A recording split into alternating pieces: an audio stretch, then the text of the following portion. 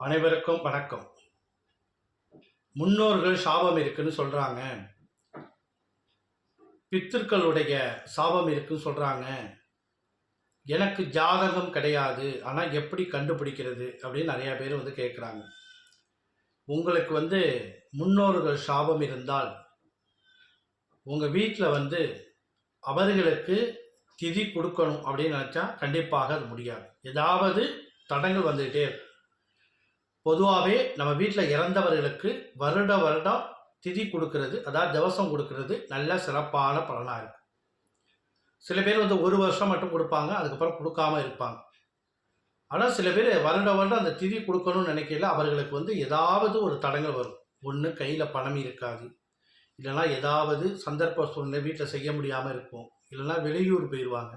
இந்த மாதிரி அவர்களுக்கு தடங்களாக இருந்தால் உங்கள் வீட்டில் இறந்த ஆத்மா உங்களுக்கு ஆசீர்வாதம் கிடைக்கல, அவர்களுக்கு திருப்தி அடையலை அப்படின்னு அர்த்தம். இரண்டாவதாக திதி எல்லாம் செய்வாங்க, முன்னோர் வழிபாடு எல்லாம் பண்ணுவாங்க. அவர்களுக்கு அந்த படையல் போட்டு அந்த சாப்பாடை எடுத்து காகத்துக்கு வைப்பாங்க. எப்போதுமே நம்ம இறந்தவர் வழிபாடு பண்ணையில் அந்த காகுக்கு சாப்பாடு போட்டு தான் நம்ம சாப்பிடணும்.